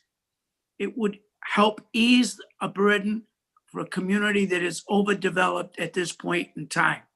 And our schools are going to pay dearly, and our tax base is going to pay dearly for that overdevelopment. Thank you. Next question is from Glenn Jefferson. We currently have a hard time getting people to become involved in town operations. Last I heard, our finance committee was down to 3 members. When the chair moved out of town, he had to continue to stay on the board just so a quorum could exist and they could meet. What would you do to get more involvement from citizens? And Leonard, you're first.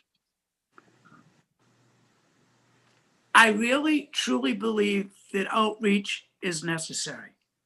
And outreach means going out into the neighborhoods and encouraging people to be more involved in their government.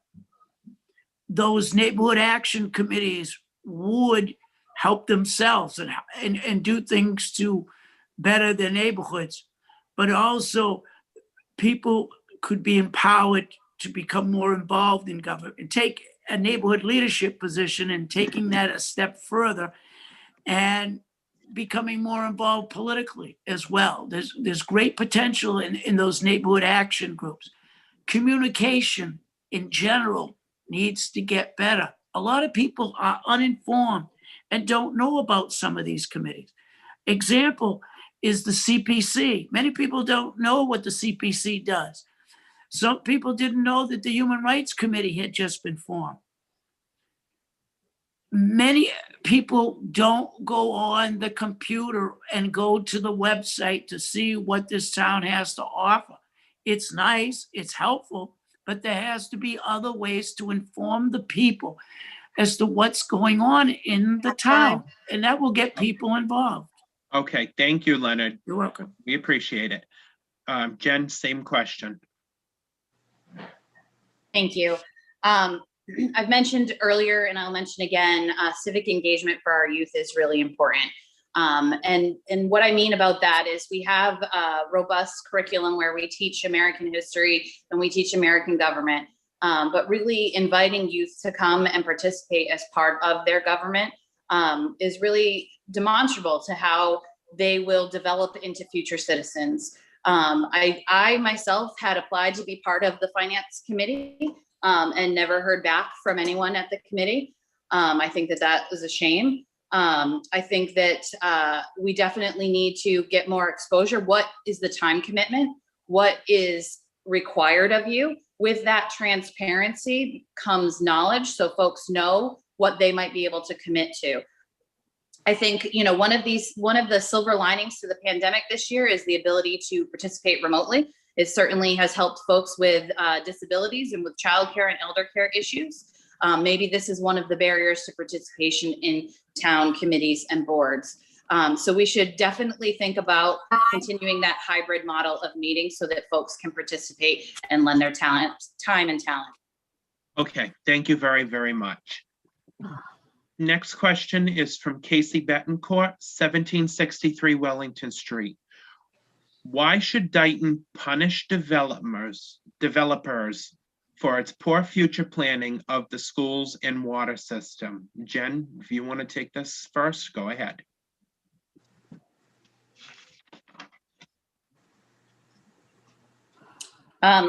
Okay, so Casey, I'm not sure what you mean by punishing developers for its poor planning. I think that developers are a part of the community as well, and we need to engage in conversations and open dialogue. A responsible developer would not want to overtax a school system and overcrowd classrooms. I want to make sure that whatever we're doing as a community is a team effort, right? So we would engage developers in those conversations. And certainly we have members of our voting public who are developers. And so they would, of course, have a voice. I don't think that impact studies or impact fees or holding them accountable to the impact that they will have on the town is punishment. It is engagement in their community. Thank you. Leonard, same question goes to you. To punish someone means you take something away from them. Impact fees are not taking anything away. But the key to understand good growth, good development is transparency and good planning. And that is accomplished by the various groups: zoning, planning, building commissioner, coming together to put together a comprehensive plan and then explaining that plan to the developers and to the community at large. If everyone knows the rules ahead of time, people will know what the expectations are, expectations of the developer, as well as what the townspeople will expect in their neighborhoods. So there won't be any surprises like many people in Forest Hills were after going from 2008 to 2020 with really no action taken on a development that all of a sudden has people in panic mode. Thank you. Next question is from Bob Henry, 2144 Pleasant Street. You cannot stop a 40B, nor can the planning board. How do you get ahead of it so that you can help guide it to the betterment of the town? Explain what your knowledge is of a 40B. And Leonard, go ahead and take this one first this time, please. Dighton is currently at about 5.5, 5.8 of its goal of affordable housing in the town. That needs to be something that is at the forefront of planning of developments in the community. To go along with that, there's a need to focus on senior development. It is less costly and has less of an impact than general affordable housing, economically assisted housing, where children are involved. Children create a major impact on dollars and cents of a community. They actually, the cost to educate them takes out more money per year than tax dollars put in by that family. So there's a loss of revenue there. There's need to encourage certain groups to come in. Your time is up, Leonard. Thank you very much. The next question is from Chad Ryan. Let Jen answer that one. Oh, Jen, I'm sorry. Thank you. Yeah, so the threshold by state law in Massachusetts is that we have to have a minimum of 10% affordable housing in the town. And we are currently only about halfway to that minimum threshold. And what that threshold does is it allows the town, after we have reached the 10%, to have a little more say in what is going in.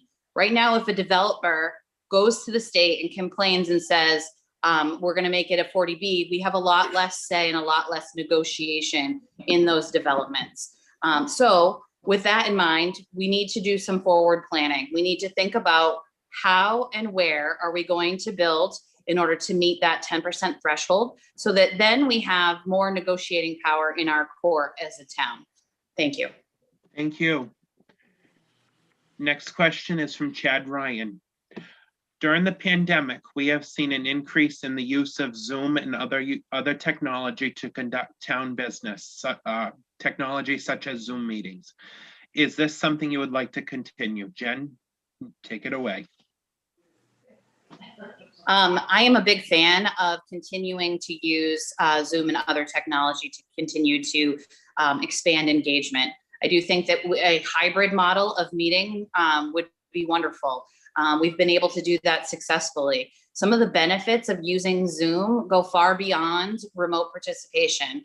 That can break down barriers for folks with different disabilities and be able to participate. There's closed captioning.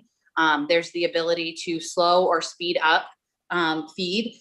And there's the ability to capture meetings that can be recorded later and also have the full participation of the public, either through chat or by unmuting to ask questions when maybe they cannot attend in person.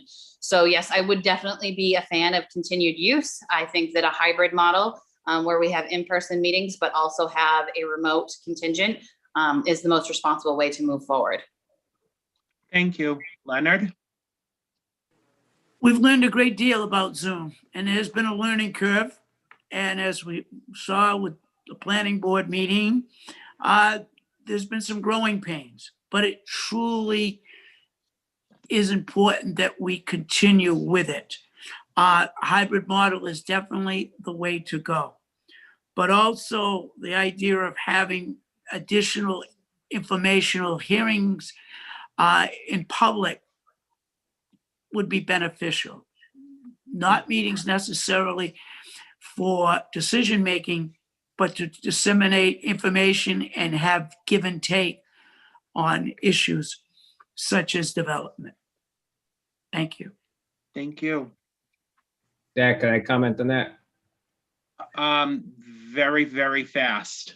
Well, I don't know if you want to include Tom or I, and I agree with what the selectman said, but same on the school committee side. There's been value that's been brought in from being remote, but I also want to say I think hybrid is important for community involvement and allows more people to be engaged, but I think committees themselves still need to be in person when possible, as much as possible, because there is something that's lost, seeing dialogue and people's faces and body language. And also remember too, right now, the only reason these boards can meet is because the Attorney General has waived a lot of the open meeting laws. And if that goes back to how it was, then we won't be able to continue how we were. So I'm not sure if it is something boards are pushing, boards of selectmen and whatnot. They may need to take it up with legislatives and the people in Boston to push the AG to update this. But Thank you. Tom, do you have anything to add to that? Just that I think that, Glenn's right that the governor's mandate right now says that we can, operate this way. If that changes moving forward, I think it's important that a hybrid model, while the committees may have to all meet in person, I think offering a hybrid model where the public can interact still is really valuable, because on the school committee side, we've seen, we only got big groups of people when important things, budget, lots of activities and extracurriculars. Otherwise, people weren't around. We'd get maybe 10 people at a meeting. And we're seeing, a small meeting for us now is 50. And we've maxed out Google Meets at 250 at some of our meetings. So I think the hybrid piece is really important moving forward, whether we're meeting in person or not. Thank you. This question is actually a valid question for all of the candidates who are on tonight. Does any other candidate want to speak to this?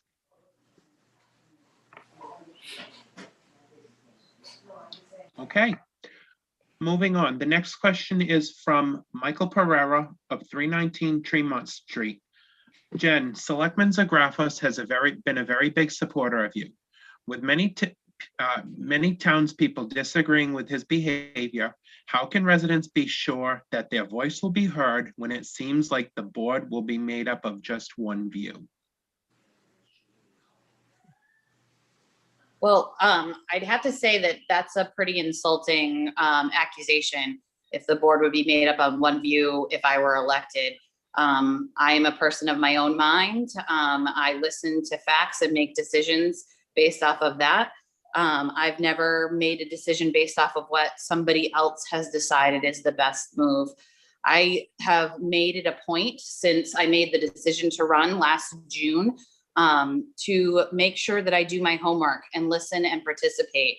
I have attended as many meetings as I possibly can. I have met with town employees and I form my own opinions. So when elected, I will continue to form my own opinions and I will continue to take correspondence from voters to make sure that their voices are heard as well. Thank you. The next question is from Melissa St. Laurent. What are your thoughts on a ballot town meeting? And Melissa, I'm going to assume that you're asking about voting at town meeting by ballot instead of by voice. Am I correct? Yes, I am. Okay. So Jen, if you want to answer that question, go ahead. I mean, we definitely have other means of voting besides voice, right? We raise our hand and get counted by the counters as they come through a town meeting. So I'm not sure if that's what Melissa is getting at, or if the entire warrant would become a ballot. I don't know that that is the best route. The reason being, town meetings have the floor discussion that happens. And I think that this is a really important part of town meeting. So while I wouldn't want to see the ballot take the place of that, I wouldn't be opposed to using it to augment, especially if it were to break down barriers for participation for certain folks, depending on their needs. So I hope that that answers your question, Melissa. I'd love to learn more if you'd like to reach out to me about that. Thank you very much. Leonard, the same question is posed to you. We have used the current format since the beginning of this town.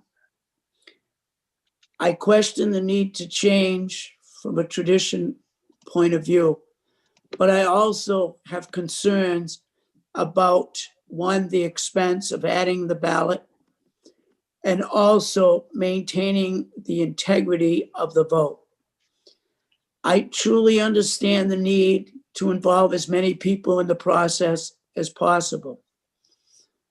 But until someone can assure me that the integrity of the vote and the ballots, I question whether we can go forward with a change such as that at this time. Thank you. Thank you very much. The next question is from Joe Keane, 1939 Horton Street, and this is to the Board of Selectmen candidates. And Lenny, I'm going to start with you. Which flags should be flown on town property? I've made it clear through this whole campaign how I feel about that. On town property, the current policy is the American flag, POW flag, and the flags of the armed service branches. The Human Rights Committee was asked to bring in a policy change recommendation that would be inclusive of other groups. That did not happen. As a result, the current policy, unless the voters decide otherwise, would be the American flag, the POW flag, Massachusetts flag, and the armed service flags, the current policy that is in place. Thank you. Jen, the same question is posed to you. I believe the town of Dighton flag is also included in that current policy. That being said, I do believe that this is again a decision that should be left up to the voters. Our Human Rights Commission made a recommendation that the pride flag should be flown during the month of June, which is Pride Month. But this isn't an issue about me. This is an issue about our townsfolk and what they want to see happen. Do we want to see unity? Do we want to see welcome and inclusivity? If that's the case, then the town will vote to support that.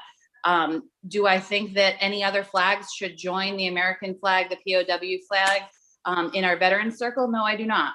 I highly respect those emblems of the service of our country. And I would never, act to add to that. I think that there are many other ways that we can include representation in our town. And again, I think working with committees like the Human Rights Commission and other committees to figure out what that is and how to move forward with that is the right move. Thank you. Next question is from Casey Betancourt, 1763 Wellington Street. Since Forest Hills project is a settlement agreement, a lawsuit is actually a court order after it was submitted to judge and has no statute of limitations due to being a lawsuit versus the government. Why does anybody running for office believe they can stop the project? And Jen, I'll start with you. I don't believe that we can stop the project. I think that it is a project that's going to happen when a private person owns a piece of property. They can work to develop their property. What we can do as a town is to make sure that we are imposing regulations and not waiving bylaws. I think that our planning board has a lot of work to do in terms of making this process more transparent for the town, including figuring out a way to better handle meetings.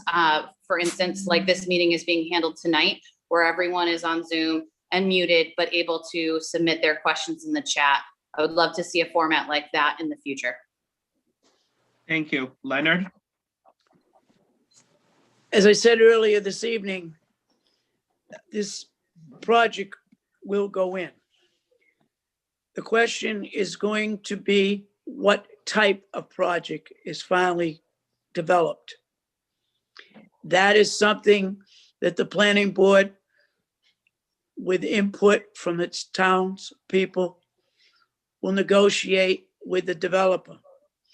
No one wants to see the town incur a huge legal expense of battling this out in court. So it would be in the best interest of both sides if people would sit at the table and negotiate a plan that's win-win for the developer and win-win for the town. Thank you. Thank you very, very much. Jen, I gave you the opportunity to answer the question, right? I did. Thank you. The next question is from, actually, it's a comment from Bill Mello. Seems that the flag issue does not promote unity as it is serving to cause division. Leonard, I'm going to allow you both to respond to the comment, if you'd please do so. Again, Certainly. Go ahead. Thank you. I said from the beginning that I did not have a problem with the gay pride flag, and I don't. I just feel that it should be a private group, private organization, not LGBTQ, but a diversity forum. And what I'd like to see done is to invite other groups to the table. And I mentioned earlier, Native Americans. Taunton has a diversity forum. It involves many different groups, and it is going very well. And there's no reason we can't do the same thing in Dighton. Thank you. Thank you. Same thing, if you could respond to the comment. Sure.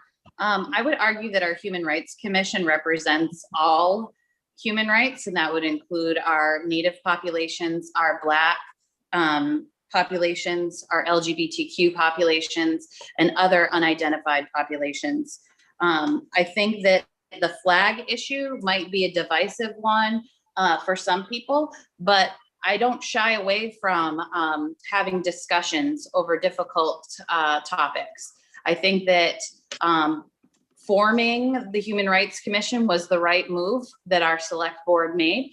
And now we have a group of engaged individuals, probably the most attractive commission that we've had, folks stepping up and volunteering to become part of since its formation. This is a great way to continue engagement for folks in town so that they can get in and they can put their time and talents to work. The Human Rights Commission has done great work already, and they've only been together for a short period of time. I'd really like to see what more that they can do for us. Thank you very much. Another question comes from Casey Betancourt on 1763 Wellington Street, and this is directed to Mr. Hull. Casey said, it seems like you want to keep everything the same as it was 40 years ago, but how would you handle bettering the town to continue flourishing in the future? And Mr. Hull, you can respond to that, please. Well, Casey, first of all, one of the things that I'd like to see happen to improve the quality of the town is better planning, better communication, more input by the citizens. One way you do that is to reach out to the citizens, grassroots, going door to door, meeting with them in the neighborhood committees to find what they want for their town for the future. I do believe in tradition, and tradition is important, but growth of the community is important.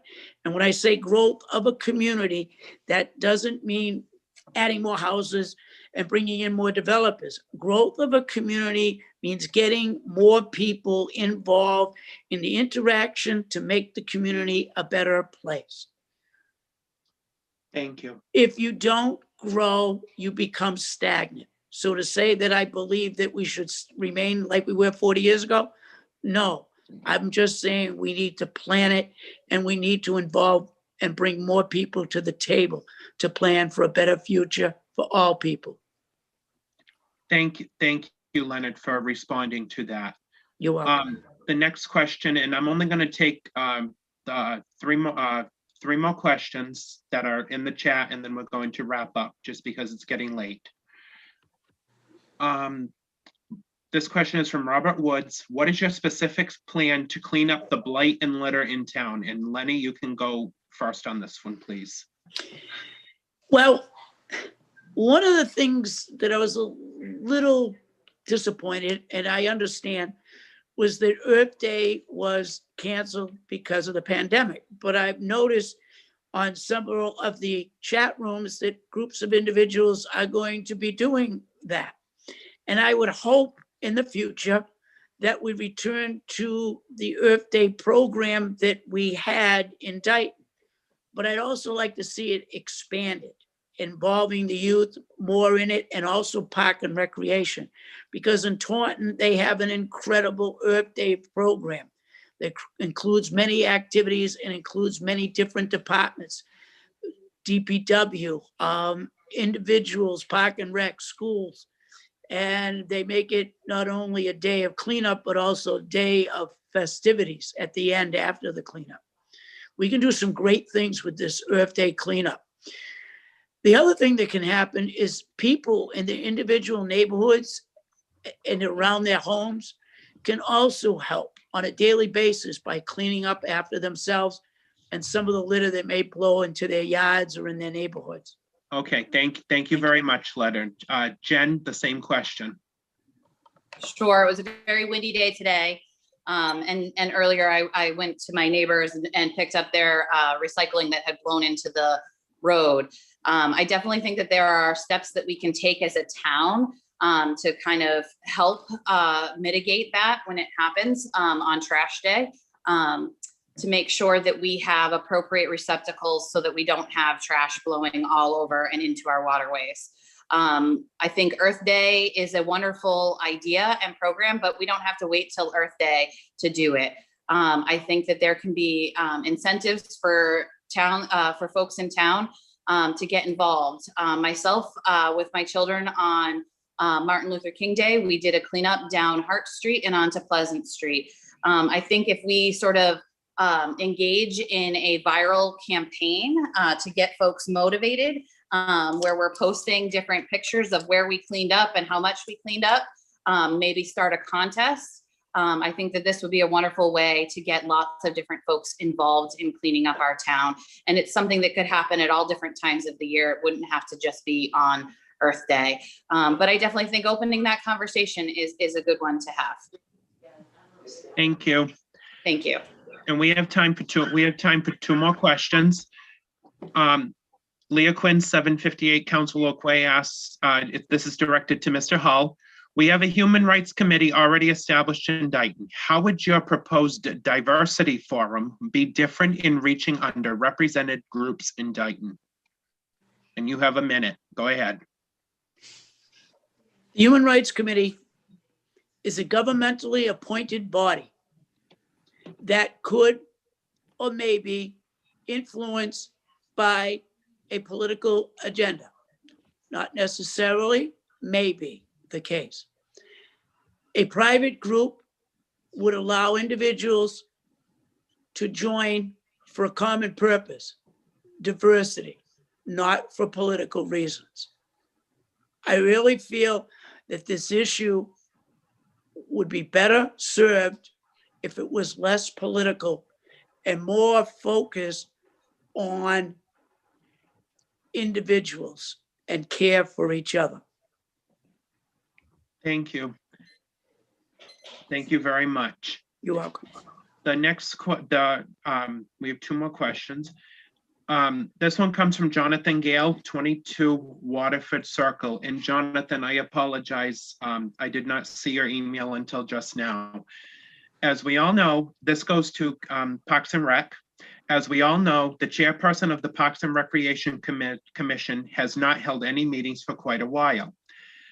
Kevin, if you are elected to the commission, what steps can you take to ensure that the commission holds meetings, especially if the chairperson does not set up any meetings? As you know, there has recently been conversation around building a fully inclusive playground in our town. Could you please give us an idea of what you envision for such a playground, and also what you will try to do to make all of our playgrounds more inclusive and accessible? And Kevin, you may respond to that question. Okay, yeah, so the current Parks Department held its last meeting on August 4th. So it has been quite a while. I know that COVID has come up for a reasoning why things have not been done, which is understandable to an extent, but also it's a good opportunity. It would have been a good opportunity while the playgrounds haven't been used to make improvements. I literally want to hit the ground running. I've started a public forum on Facebook called Revive Dighton Parks that many members of the community have been involved with. And I continually ask for input to get people involved and use that as kind of a soapbox to deliver the message of that meetings are going to happen. And this is when they'll be happening. And please engage with us and interact. As far as a model of inclusive playgrounds, if the closest place to Dighton that I would say I would model off of is Noah's Playground in Fairhaven. Actually, it's New Bedford. It's on the New Bedford Fairhaven line. I think that is it's a larger scale playground, so it might not fit into our community. You can finish your sentence, Kevin. It might not fit in our community, but all those attractions that they have at that playground is what I would shoot for. Thank you very much. And I have one final question from myself. And for the record, my address is 2682 Elm Street in Dighton, and this is directed to the Board of Selectmen candidates. A couple of years ago, it was brought up about bringing Town Hall back to a 5-day work week instead of the Monday through Thursday schedule it is on now. My question to the candidates is, are you in favor of Town Hall being open 5 days per week, Monday through Friday? As you know, many town residents often cannot get to Town Hall because they cannot get there on Fridays. I would like to know what your thought is, please. And Jen, if you would go first. Sure. I think that there are a lot of factors at play there. We have negotiating bargaining unions that we would need to work with in order to make that change. And I would not be opposed. I do think the expansion of hours is helpful to residents. Certainly, as someone who works full-time myself, I understand the challenges in getting to town hall while it's open. So if we're able to offer additional hours, that would not be a bad thing. However, I do think that there are some obstacles that we would need to overcome. Alternatively, we could think about how other town offices, like the library that does remain open on Fridays, might be able to help folks on those days. They already help with lots of things like passports, but if there are other things that we could explore there to maybe expand access as well. Thank you. Leonard, if you could respond to the question also, please. I would be absolutely in favor of it. However, I believe the hours were reduced for budgetary reasons. And if those budgetary concerns could be addressed and resolved, I would truly like to see it open 5 days a week. It is definitely a need to get creative, because more than likely the expense of opening 5 days a week will be such that it could impact some other department, cutting, taking money from one source to put it in an expansion of the hours. So I think it's something we need to talk about. But again, as long as we can overcome the monetary constraints. Thank you. Thank you very much. All right, so I'm going to conclude for the evening. I just want to remind everybody again that the annual town election is being held next Saturday, which is April the 10th, from 7 a.m. to 5 p.m. at the Dighton Elementary School.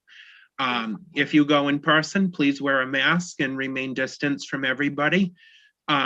The Friends of the Library thank the town of Dighton also for allowing us to utilize their Zoom account tonight and utilize their Town of Dighton YouTube channel.